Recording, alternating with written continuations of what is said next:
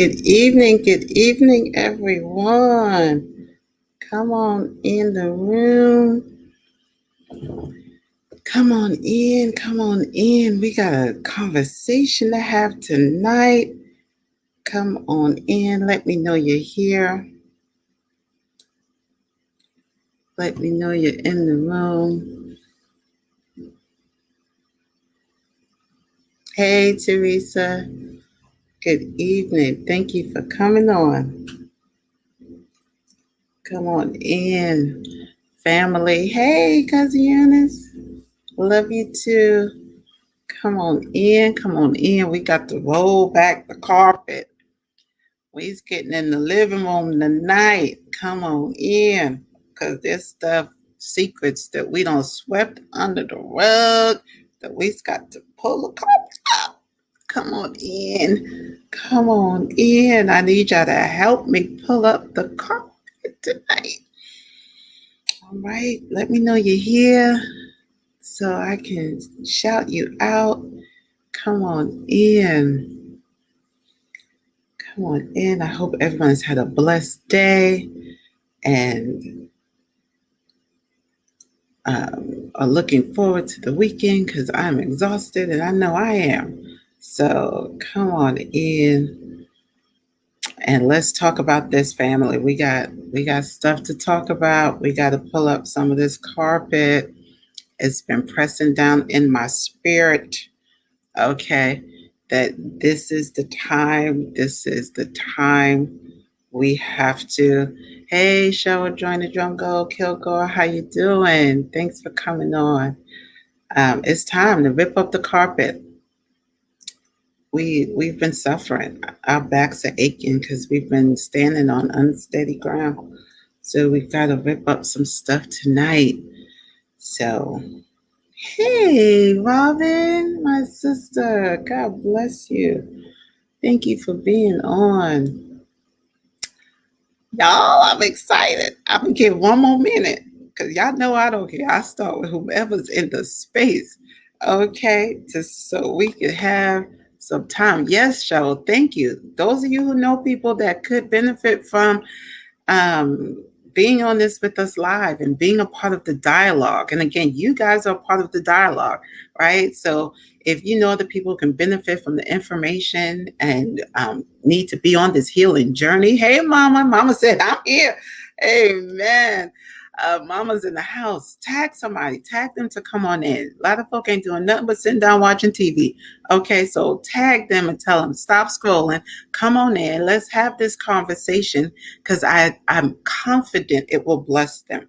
I'm confident it might challenge them. And so definitely tag anybody that you know. Feel free to share this. I need you guys to make sure you've connected with me on social media, whether you've liked my page, TJ Nance Ministries, or you liked my subscribe to my YouTube channel, #Healing is the Only Agenda. Hey, Glenda, thank you for being in the room on tonight. All right, let's get started because I just need to rant and I need us to talk.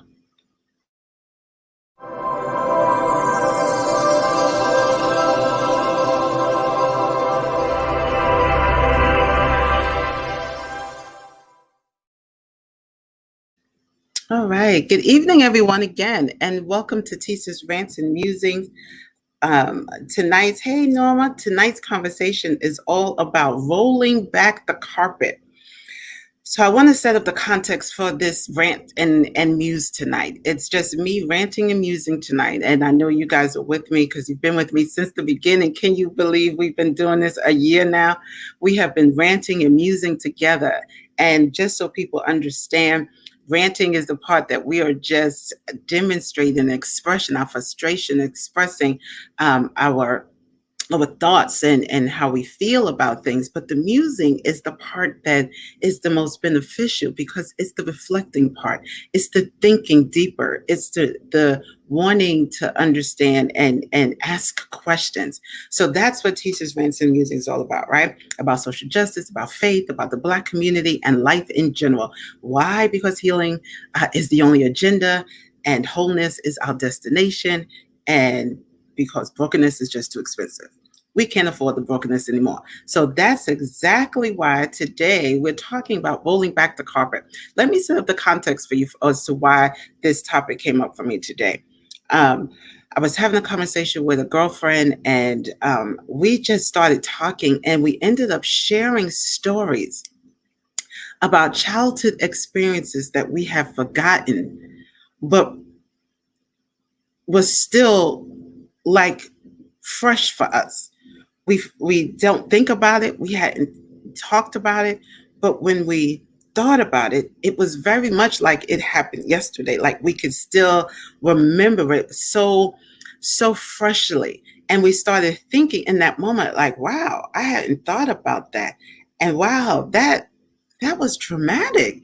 Like we didn't never put trauma to those experiences. We never put the connection of those childhood memories to trauma until we started talking about it. And it was just weird the way it happened for her, talking about hers, and I shared one that was similar. And it was like, wow, even back then when we were little, we were dealing with childhood trauma. And I was talking about the story of being in the stairwell as a little girl in school, in elementary school, and a boy coming down, an older boy coming down the stairs, and he lifted up my dress and pulled down my pants, my panties, let me be clear. And I started screaming.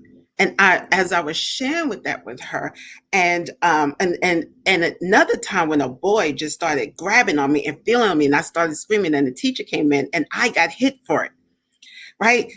Things we didn't even think about, but when we thought about it now, it was like, even back then, we were dealing with different levels of abuse, not having the language to put to it, not having the language to say I was touched inappropriately.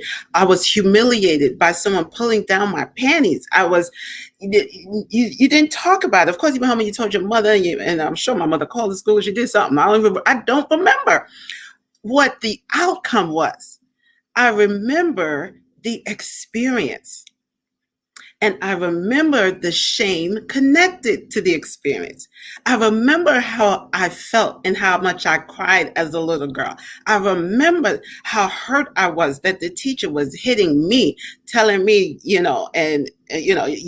girls need to stay out the stairwell. And, I got in trouble for that. And then when you put it into the grand scheme of your life and all the things that have happened, it was like, wow, even back then, there were things.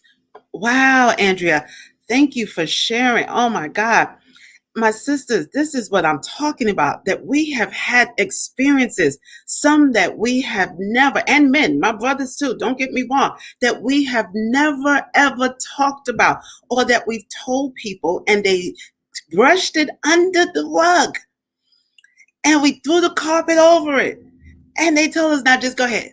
And so we're supposed to keep going on and acting like everything's okay. And we're walking on this lumpy carpet that have all of these secrets, all of this unresolved trauma, all of this pain and hurt under the carpet. Nobody's talking about it. Nobody's saying anything about it. And we're still going on, trying to be normal, doing all the things that we think we know to do, only to find out when we get older that it has, that our bodies have retained it, the memory of it. And so that's what I'm talking about. Some of you have heard me talk about ACEs before, right? And again, I'm setting up the context for this rolling back the carpet, as we close out April, which was Child Abuse Prevention Month and Sexual Assault Awareness Month. As we close out that month, some of us are still dealing with childhood sexual abuse, childhood traumatic experiences that we've never talked about, it never expressed. But it's time to roll back that carpet and start exposing that stuff, start thinking and reflecting and getting and sweeping it back out from under the rug so that we can be made heal and made whole. Yes, the reason is we are taught as women that we, especially as women, I should say, to ignore it It won't have no power if you don't say anything about it. And some of the people who was telling us this are people who same things have happened or worse to them, and they were told the same thing. And so we've been sent those messages that we can't process it. But my brothers and my sisters, what I'm telling you today is whether we process it or not, it is impacting us. We are sitting here in spaces trying to find, some of us trying to figure out how do we even get here, not making the connections to some of the life choices we have made from the space of that wounded child in our inner selves. I was a full adult when I realized, and I have to give credit to. I went to Landmark Education, which is a professional development space, mind you, okay, where I got my healing and my awakening and enlightening that a 9-year-old, well, no, an 8-year-old abused little girl was running my life. The decisions that I was making in my adulthood was so that I wouldn't feel the shame and the feelings that I got from in my childhood. And they did this exercise where they asked you to close your eyes. And what do you envision when you think of your hurt, your harm, or I forget even the context of how they set it up, but just close your eyes and think about that space. And in that space, I envisioned myself as this little girl with a white dress on that was all dirtied up. And I was sitting down, holding my knees while adults were standing over me. And I was crouched down, afraid that they were going to hurt me. Oh, just the memory of that, it moves me because it was so powerful for me. It was the first time I had a visualization of how I feel about myself, how I feel that I am this little girl. I'm still this little girl, vulnerable. I'm still this little girl sitting in the corner, not sure who's going to hurt me. Oh, Jesus, I hope you feel what I'm feeling. And so it was then that I realized, oh my God, this is who's been making the decisions. This little girl right here in the corner has been making the decisions that I'm not going to do that because I'm never going to let nobody do that to me again. This little girl is the one saying, we're not doing that decision because remember that and we're not going to feel that again. This little 8-year-old girl who is scared of people, scared of adults, and is constantly feeling vulnerable in this world is making my life decisions. I didn't realize it. I'm thinking I'm grown. I'm making my life decisions. I'm doing everything. This is I'm grown. I'm Tisa. I'll answer nobody but Tisa. And it wasn't true though. I was answering to the little girl that's been wounded and never got healed from her woundedness, and she had been running my life. And to be honest, she wasn't doing a good job. Right? Sure, we've been, productive and we've gotten things in our life, but emotionally, she hadn't done a good job of trying to get us to healing. She got us to survive. Little girl, inner girl helped me survive. She helped me be tough. She helped me be hyper vigilant, okay, towards abuse, but she didn't help me heal. She didn't know how to get me from being in my white dress and dirty to having a garment of praise and being in a white dress that is cleansed by the blood of the Lamb. She knows it theoretically, and of course, she don't get me wrong, I'm a praiser, but there's a difference between healing from the trauma and to a place of victory and being able to tell stories of and experiences from the place of outside of it happening to you, than still being in it like it was yesterday. Oh, I tell you. So having this conversation just sparked for me. Oh my God, how many of us, yes, Kim, that we're just walking around surviving, looking good, doing it. Don't get me wrong. We look good, especially the sisters. Okay. We look good. We know how to play the part, but we've never talked about and we've never healed from the childhood shame. We've never healed and talked about things that happened to us. And after that powerful episode with around sexual assault with Elder Johanna, so many people I talked to said how it was a trigger for them and it reminded them of their own abuse that they may not have ever shared with people and talked about. But I'm bringing this up because it's time for us to talk about it. It's time for us to roll the carpet back, because guess what? We have been surviving and walking over all of this past hurt and pain, but it's in our bodies. And this is what they call toxic stress, right? That comes from ACEs, adverse childhood experiences. And the more ACEs you have, the more you're likely to have high blood pressure, diabetes, heart disease, all those ailments that plague our Black communities. There's a reason. There's a reason for this. And then when I think of all of the communal trauma that we have been enduring this month alone, there have been so many people this month that we have watched get murdered by police. And let me tell you something, this is different. You have to, I want you, family, to protect yourself. These images that we're watching on Facebook and on the news are triggering, they are traumatic, and we are ingesting them as if they're sitcoms. That's the frequency of them coming these days. So protect yourself, because when you're ingesting all of this, this is communal trauma. This is trauma for the Black community. This is grief. This is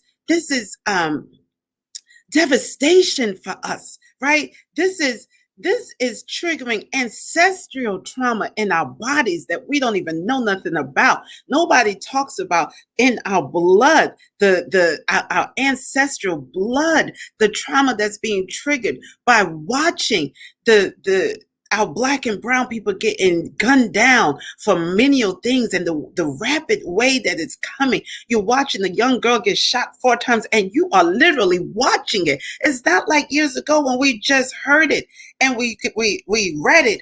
We are literally watching this happen, and we're taking all of this in, and this is on top of all of the trauma that we've already been experiencing in our own lives. And again, because we have no place to put the rage, and we have no place to put the anger, and we have no place to put all of our hurt, we are sweeping it under the rug with everything else.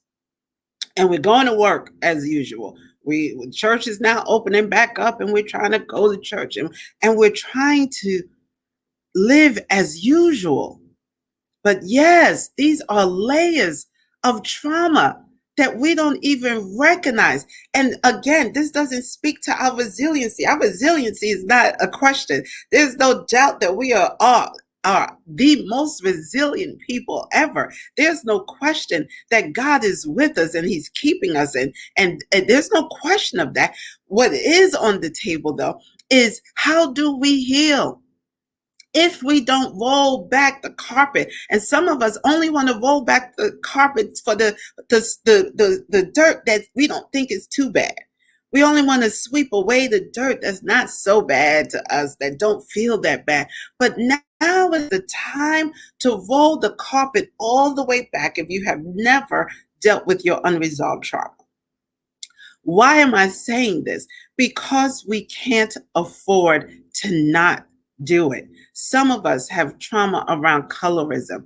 I was just watching a repeat of Blackish, and they were going all over colorism and just how growing up dark skinned in the family could mean so much pain for us, and being dark skinned in our communities can be so traumatic for us growing up, or being light skinned and the expectations of you because you're light skinned, or how people come for you more because you're light skinned, and so you're more vulnerable out there. And so we don't talk about this, and the resentment in one's own family between the light skin and the dark skin ones. And listen, more internalized depression and trauma, right? That we don't talk about, that we haven't, some of us are bleaching our skin, and you've heard me rant about the bleaching of the skin.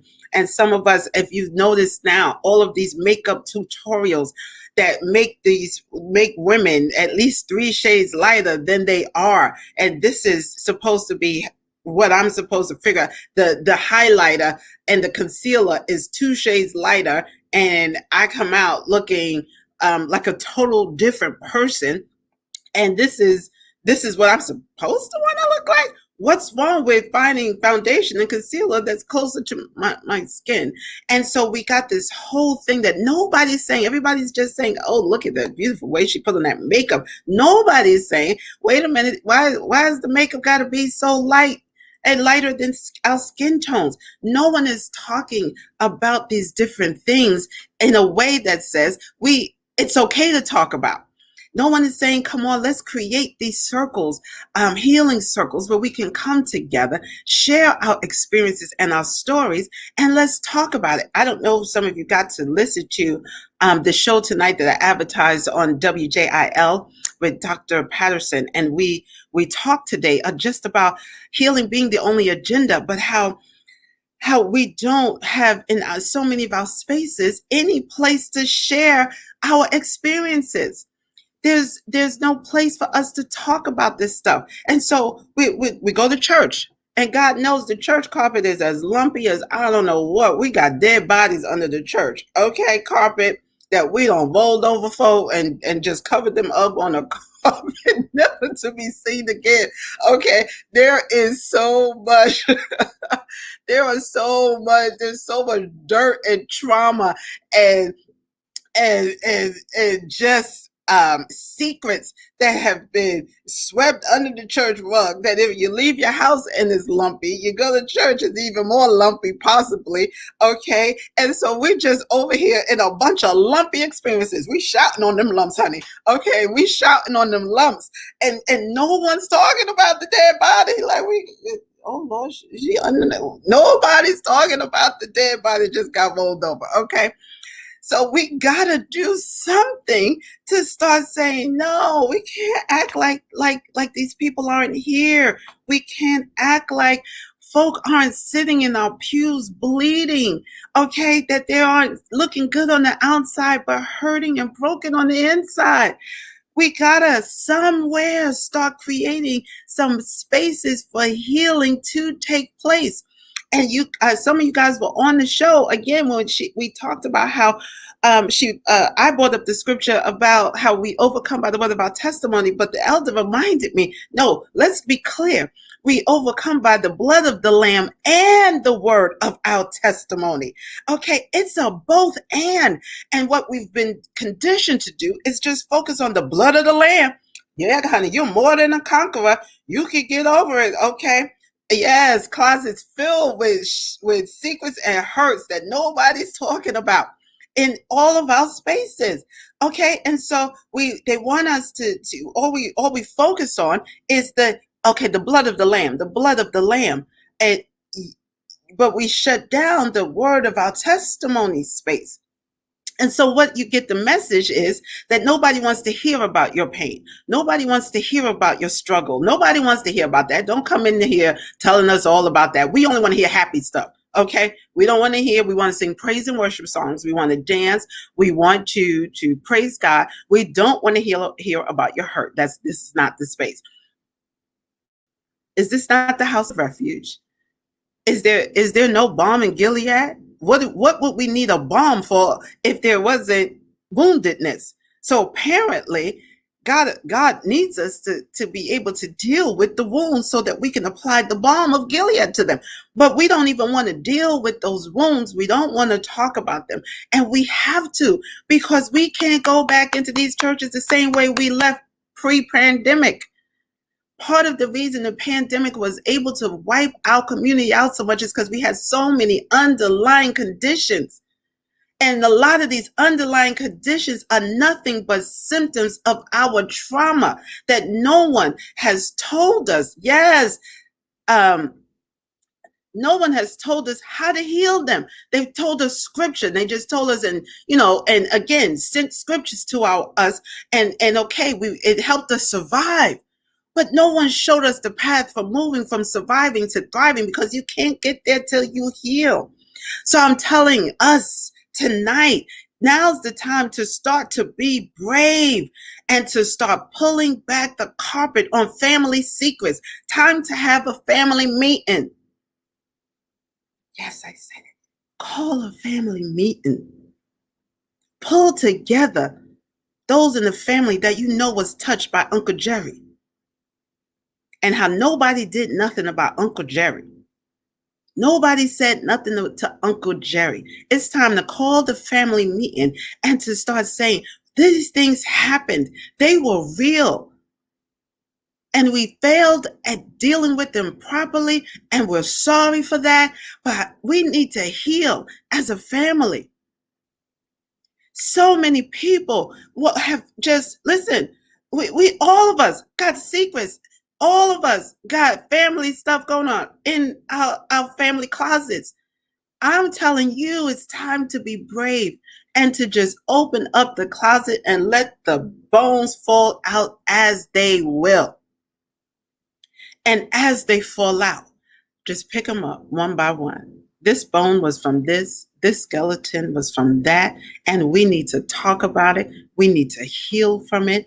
I don't know how to do it all. I don't know how to, but I'm willing to be committed to at least hearing your hurt, hearing your pain.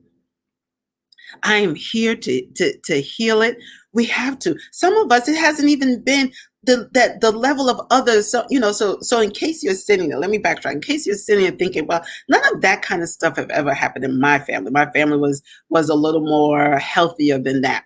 Some of us still have deep-seated resentments in our families, deep-seated brokenness about ways of being that people have been with us in our families that we've never admitted, we never said anything about. We've just lived with them and moved on.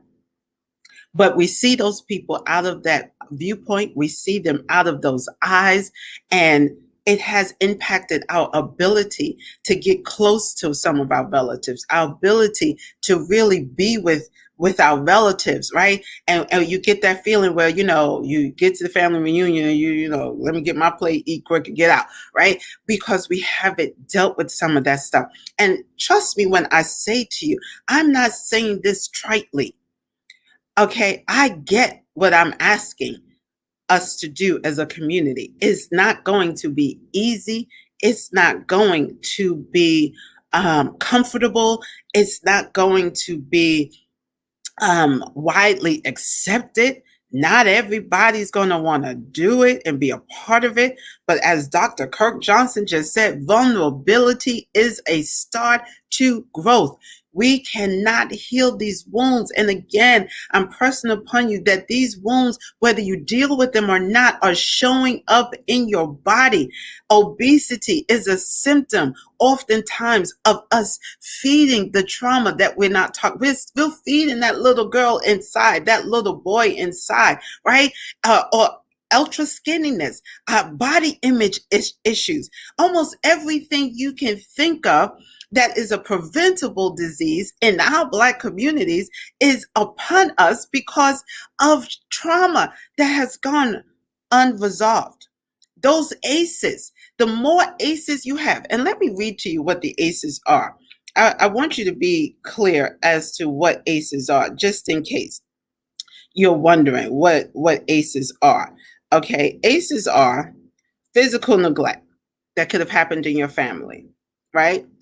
Where they were present but they weren't, right? So you didn't get some of the things that you needed, or you just didn't get it. Emotional neglect. Some of us grew up in families where "I love you" was not common, where that hugging and that familial affection was not present, where there was always a yelling, and always a degradation and degradation in the family.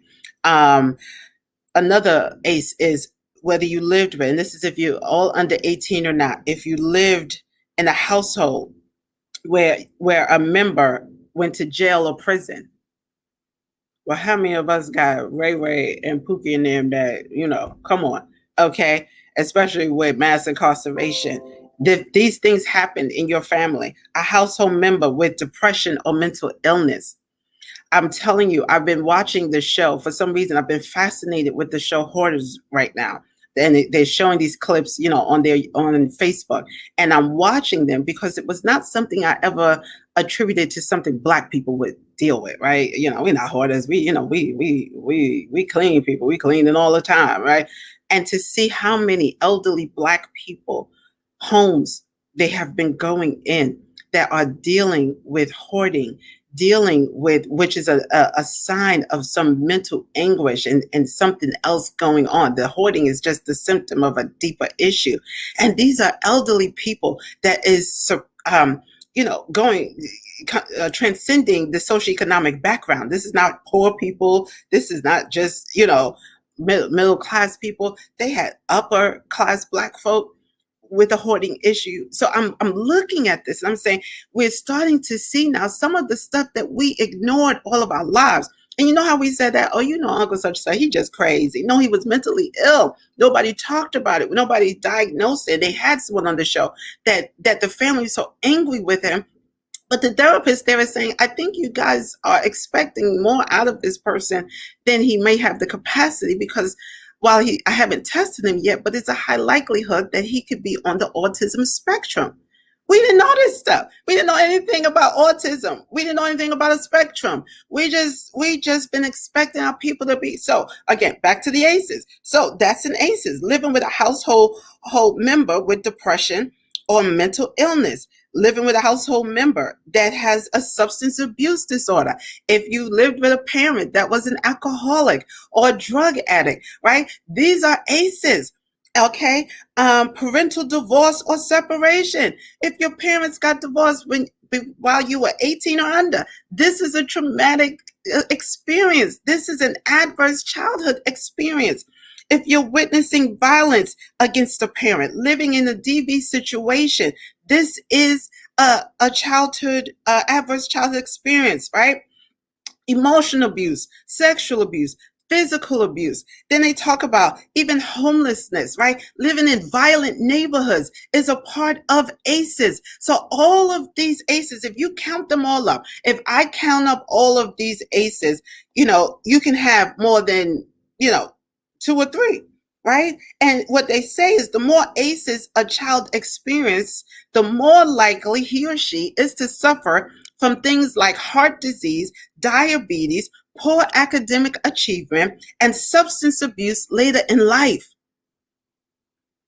So you remember how the opioid epidemic, and all of a sudden they started recognizing addiction as a disease because it was hitting primarily the white community. But when it was the Black community dealing with crack and heroin, it was criminalized, right? But now we're getting even more educated. Some of this substance abuse and a lot of this, all of this, are people, and many of us knew this already, but again, to just say it, are people who are running from trauma.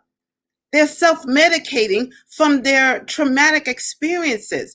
They're self-medicating. And some of us may not have risen to the level of drug addicts and substance abusers, but we're addicted to other things that are equally not good for us, right? So listen, all I'm saying is now's the time, especially if you got quite a few of those ACEs, to start pulling back the carpet and saying it's time for me to be healed. And not just me, but my family. Not just me, but my community. Okay? Because again, here on T-Says Rants and Music, we don't believe in individualism. We can't afford individualism. Okay? Individualism is a concept that's Western. Okay? Ubuntu is a concept that is where we come from. That's where our African ancestors come from, where I am because you are, where I'm not good if you're not good. I'm not okay if you're not okay. I am equally invested in your success. I'm equally invested in your well-being as I am my own. That this idea of individualism doesn't suit us well. It gets us out into spaces where we're isolated and alone, and come to find out we get even more abuse sometimes in those spaces, right? Or exploited in those spaces, or left vulnerable to oppression and injustice in spaces where we don't have community. So I'm talking about healing that has to happen on not just an individual level, a communal level, a spiritual level, a holistic level. We have been too busy taking care of the physical symptoms. So we've been treating the ailments that we've gotten from ACEs, but we haven't treated the ACEs themselves. All right, that's my rant, right? So now the musing comes in with, how do we do this? How far do we go back? What do you do if people don't want to do it with you? How do you really move forward into this healing space? Um, so let's talk about it. I already gave you one idea of time to call the family meeting. And you can start small, right? Think of it as the snowball. You start little and you roll up to the bigger things, right? You start small with some of the small things that you never talked about, some of the small things that you don't necessarily have that emotional attachment to anymore. And you talk about that, and the reason you talk about it is because you're starting to reflect on how it may have impacted you in your decisions and the things that you've done now.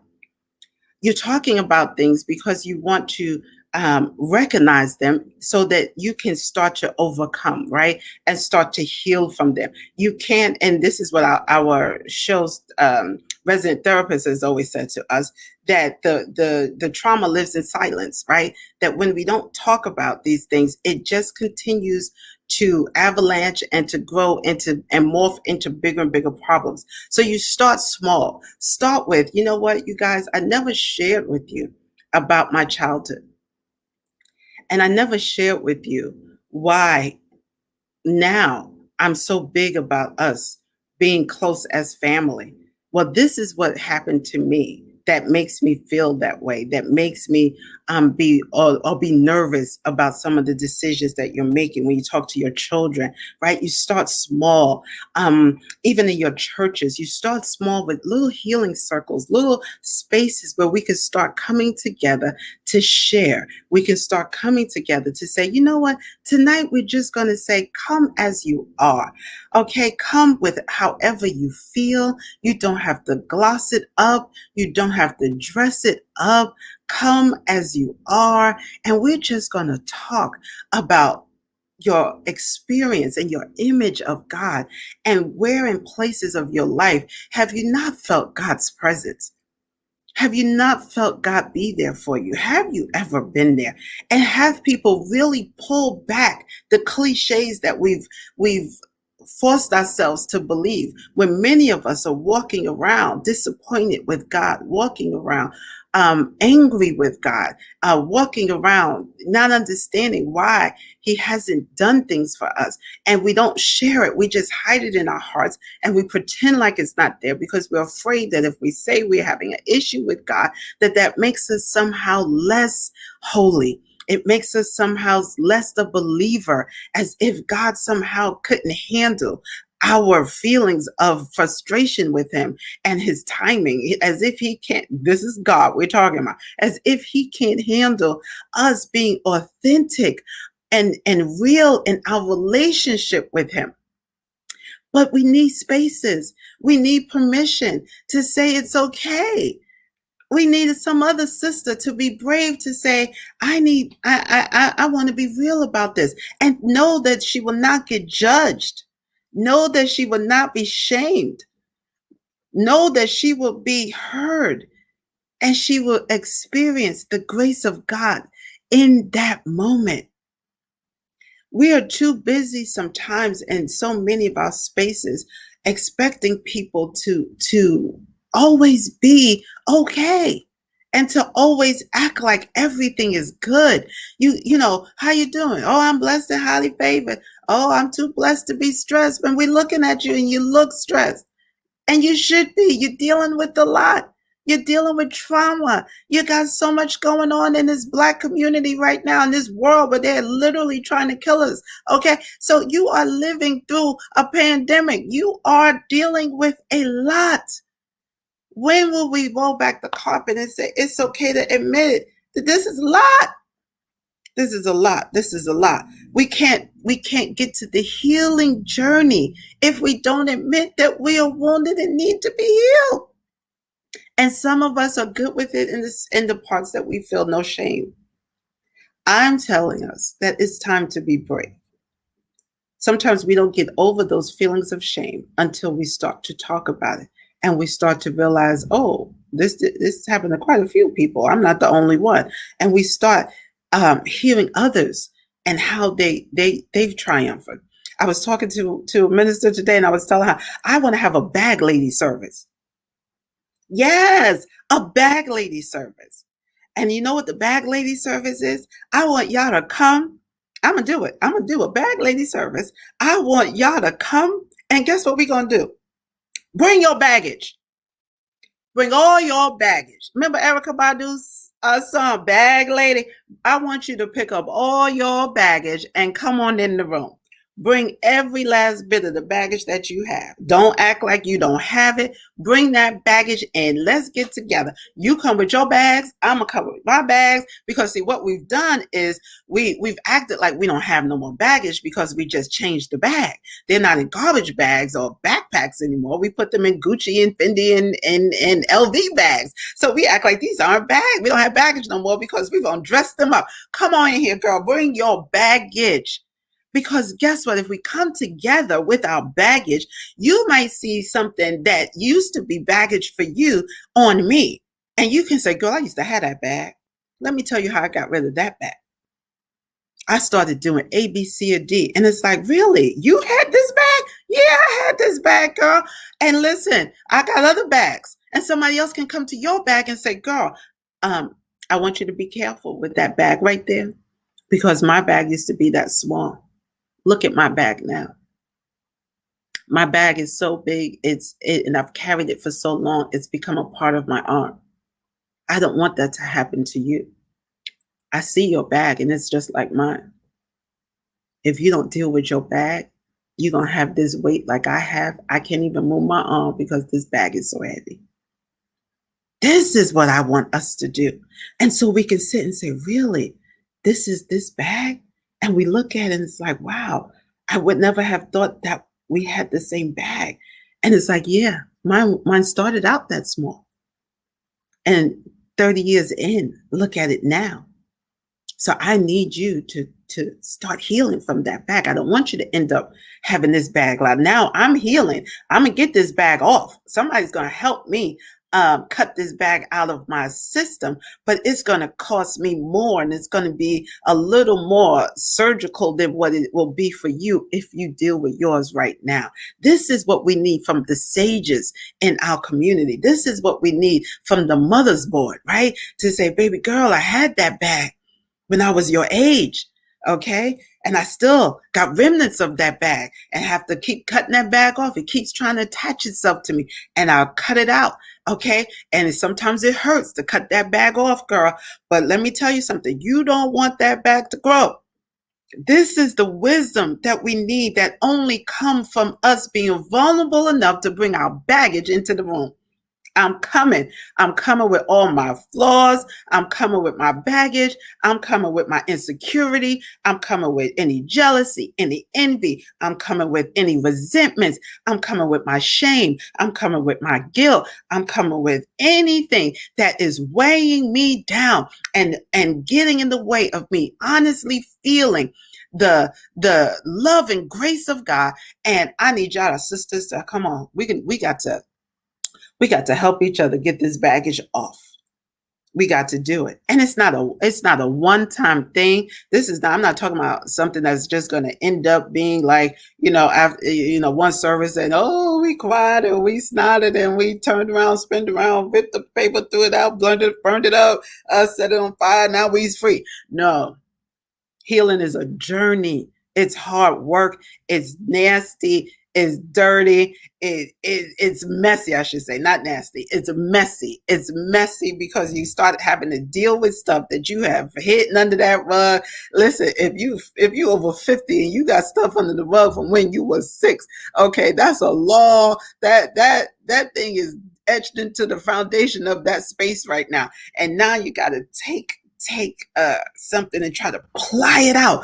But I promise you, it's worth it to get the weight off your shoulder, to get free from the shame and the guilt, to be free from what it's been doing, and to recognize how it's been impacting your life. Some of us are married to men that our 8-year-old selves told us was good for us. And now we're finding out in our 50-year-old selves, not so much. Okay? We want a do-over. Okay? Some of us made decisions on spouses from the 8-year-old little hurt girl. Okay? And now that we heading into to this maturity that we're in, we're realizing, oh, that 8-year old girl married that person because, let's say he was stable, he was secure, or he was like my father, or he was, and now we're starting to open our eyes. Well, how do we heal now from that?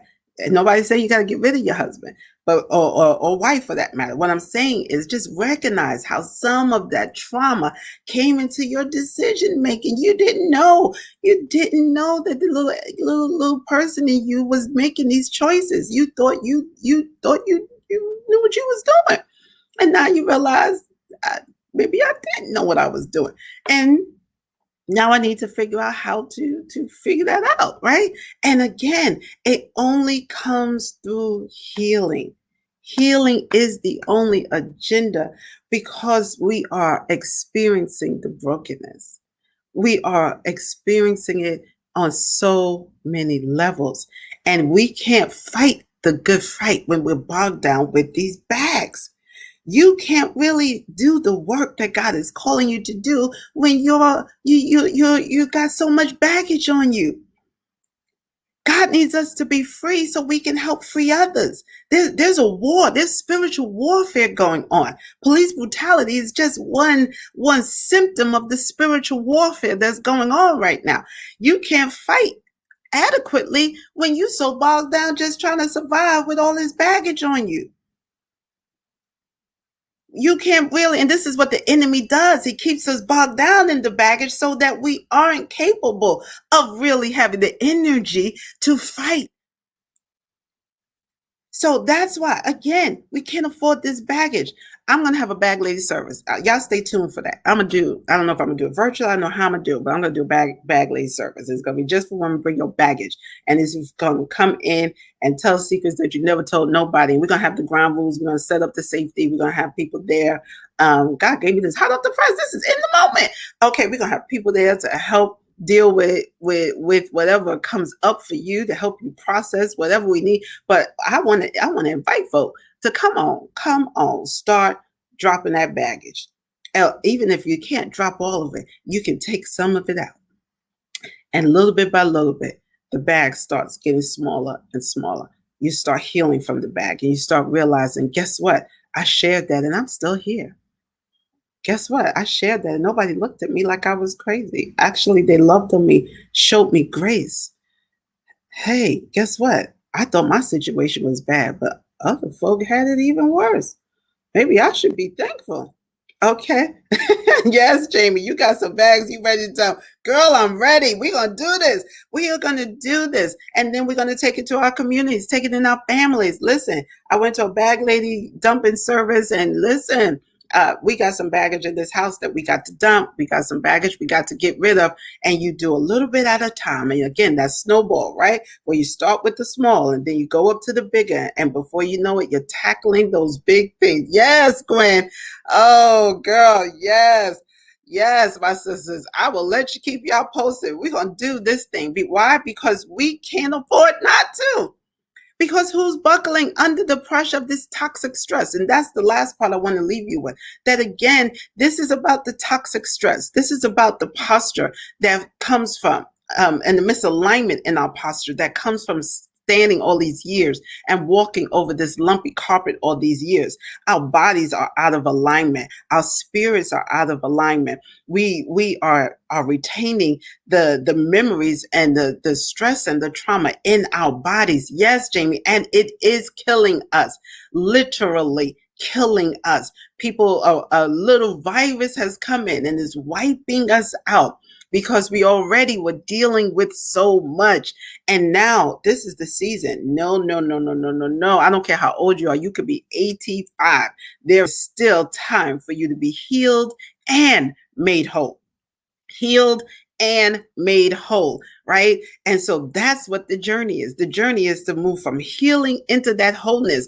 And doesn't matter how old you are, doesn't matter the depth of your trauma, it doesn't matter how much trauma you've had in your, and some of us have had so much trauma. I remember asking the God, is there a moratorium on the trauma one little life can endure?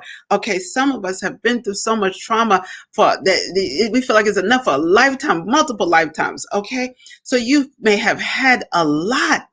It doesn't mean that there isn't healing available to you. You are not too old to be healed. You are not too old to be delivered. You are not too old to be set free from the weight of the traumas that you have endured. You are not too old, because if God has you here, then that means healing is still an option for you. It is still part of the children's bread for you.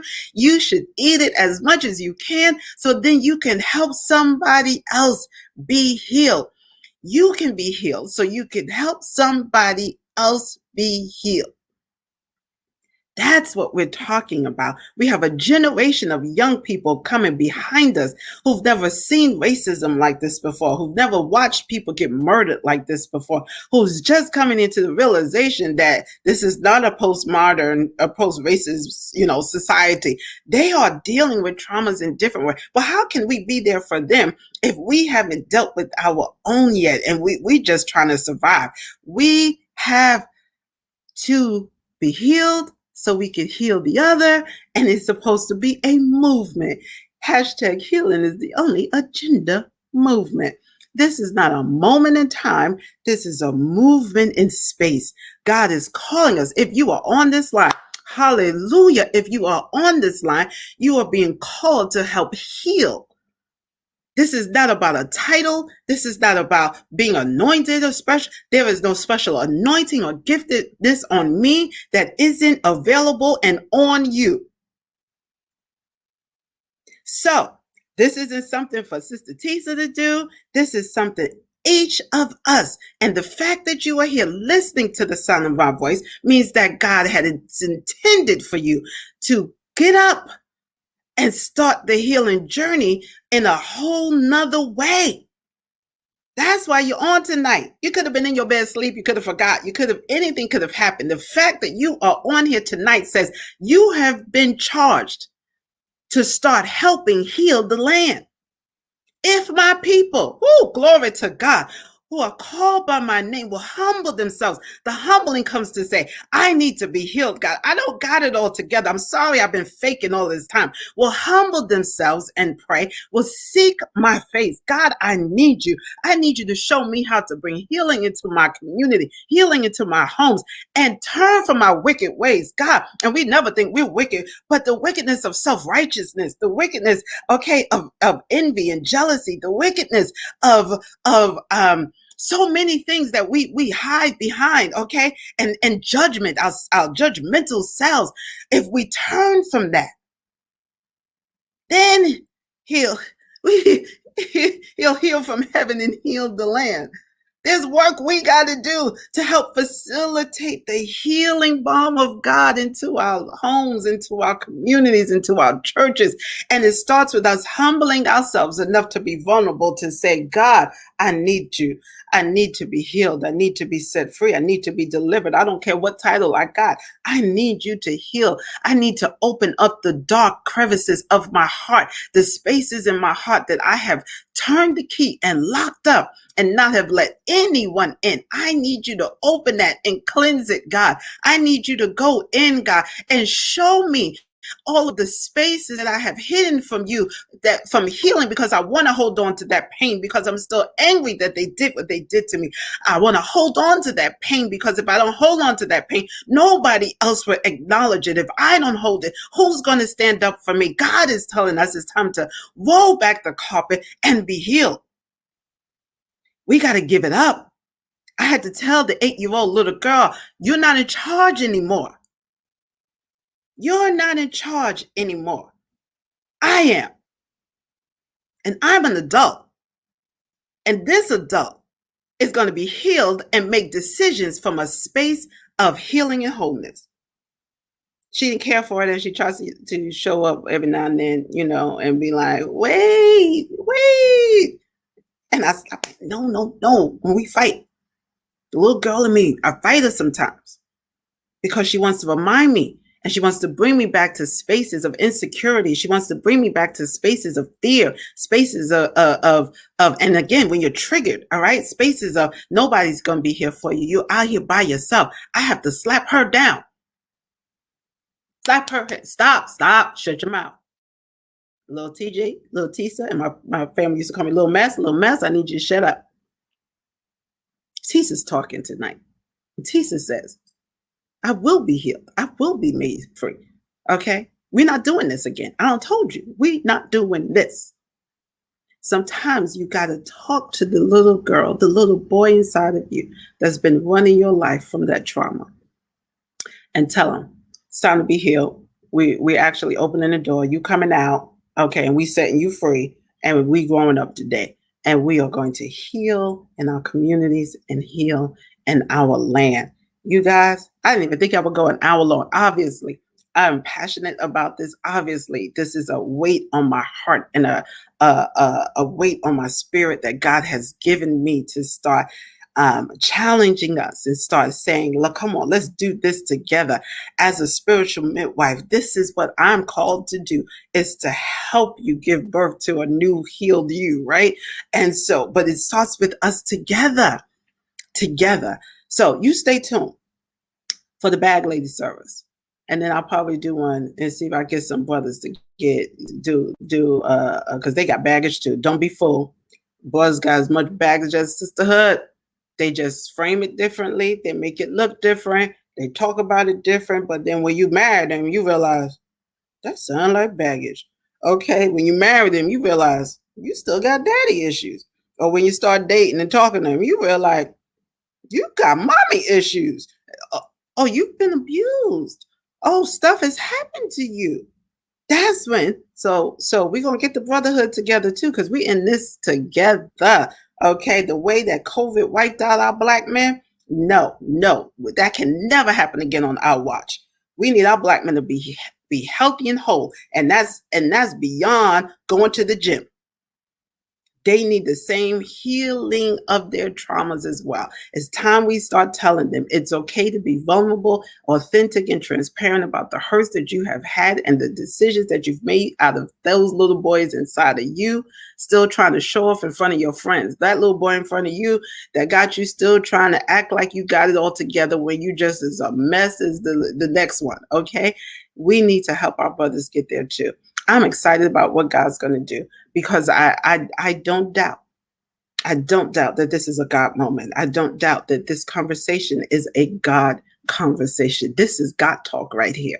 Okay. And so because God is talking, God is speaking, He's speaking to each of you on this line. You are thinking about, what do I need to do? How can I do this? Where do I even start? Because you're even musing about how to get in deeper in this healing journey. I know this is a God moment. Okay. And we're going to talk more about it. Listen, this is what Tisa's Rants and Muse is all about. We're going to rant, we're going to muse, and we're going to figure this thing out. We're going to come together. We're going to have healing spaces. We're going to start protesting if we don't get some more healing spaces at our churches. Okay. And we're going to talk about what that can look like. We're not coming in here just to shout and dance and leave. Okay. We need more healing spaces. We need leadership to recognize the woundedness of the community, and we're going to come together and deal with it. I love you guys. Thank you for being on. Listen, share this with somebody who can benefit from being challenged to be brave, to be courageous. Okay, as the Bible tells us, be courageous. I will be with you wherever you go. And share this with them so that they can feel brave enough to talk about all of what God wants to do in them in that healing moment, all of the healing and the baggage that needs to come up. God bless you. I will see you all next week. You pray for me. I'll pray for you. And especially pray that God help me put this bag lady service together. I'm so excited about it. I got to think this thing through now. Okay. And I will talk to you guys next week. Don't forget to subscribe to my page. Don't forget to get you some healing products at healingsonlyagenda.net. Okay, and subscribe on YouTube. Y'all gotta help me get my social media up because you know I'm horrible at it. I love you. Take care. Bye. Oh wait. Let me put my thing. Yeah, where is it at? There it is.